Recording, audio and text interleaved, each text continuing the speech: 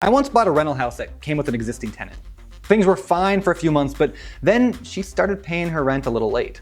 Then she stopped paying entirely when she decided that illegal drug use was a whole lot more fun than paying her rent. Soon after, she was evicted, and she left thousands of little cockroaches, a death threat note, and the worst smell you can possibly imagine. Sometimes being a landlord is so much joy.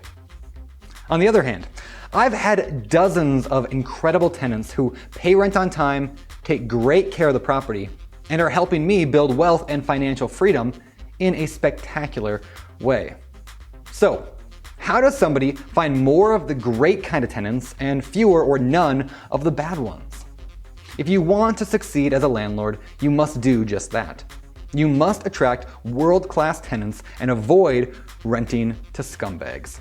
My name is Brandon Turner, author of the book on rental property investing and co-author of the book on managing rental properties, as well as the co-host of the Bigger Pockets podcast. And today I want to share 4 life-saving tips for attracting world-class tenants.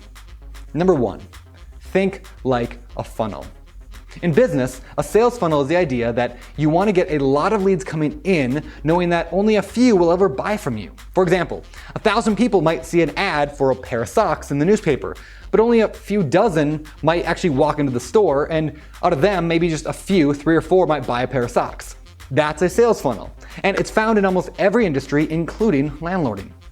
As a landlord, your job is to use the exact same funnel to attract tenants, a lot of them. Think of it this way.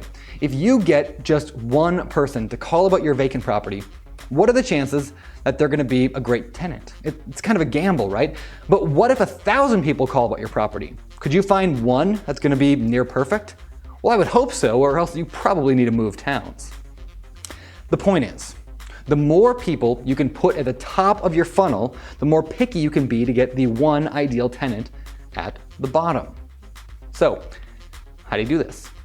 Well, you need to have an advertising system that's going to bring you qualified leads. This could be Craigslist, Zillow, Postlets, the newspaper, a sign in the yard, a post on Facebook. Or if you're like us, you could do all of these. The more marketing that we do for tenants, the greater chance that we have of finding that needle in a haystack.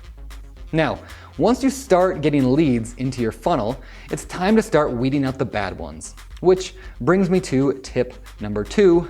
You've got to set high monthly standards, or as we talk about in the book on managing rental properties, your minimum required standards.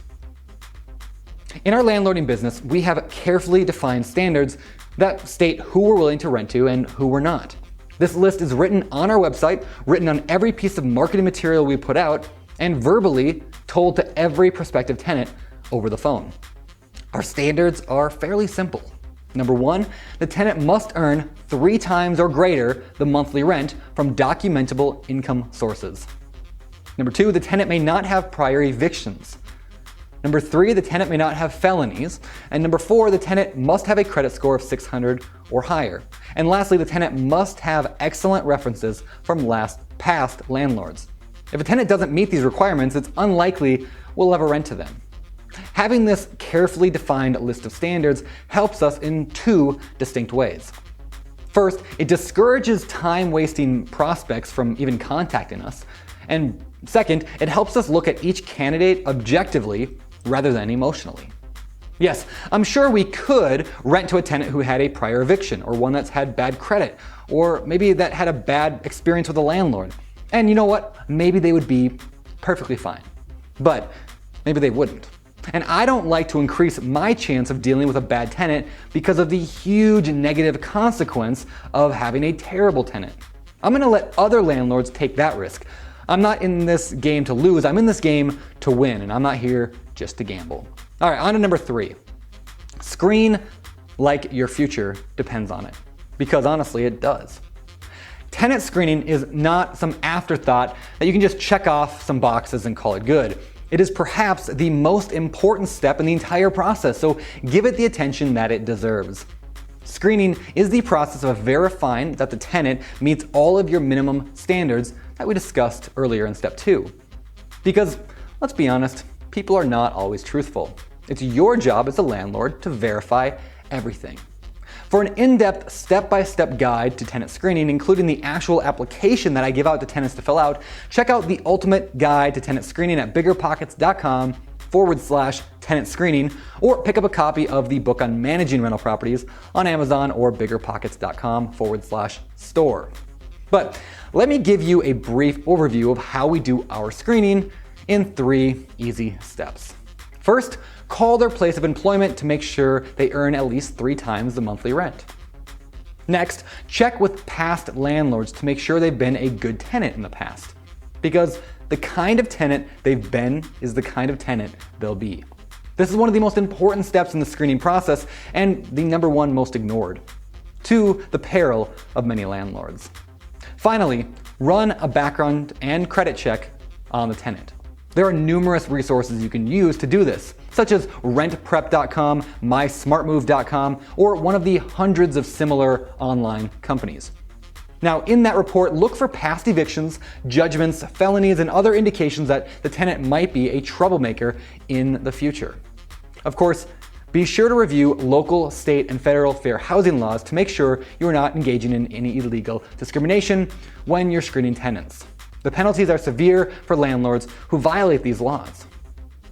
Now, if the tenant makes it through your screening process, then you can feel a lot more confident that you are placing your bet on a winning horse.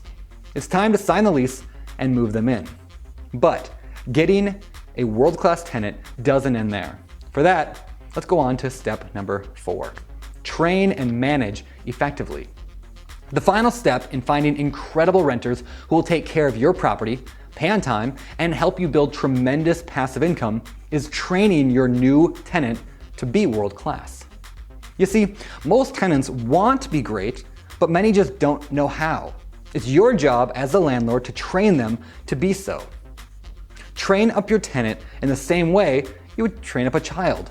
Establish rules, make them known, and instill consequences for breaking those rules. Where to pay. For example, your tenant should know perfectly well when rent is due, where to pay it, and what happens if they don't. If they decide to pay late some month, don't be lax on the late fee, even though you're gonna wanna be. Imagine setting up rules for your toddler and then never enforcing those rules. What are you gonna end up with? A spoiled brat that causes you nothing but headaches for the next 18 years. In the same way, your tenant will likely become more and more difficult the longer you let problems go unanswered.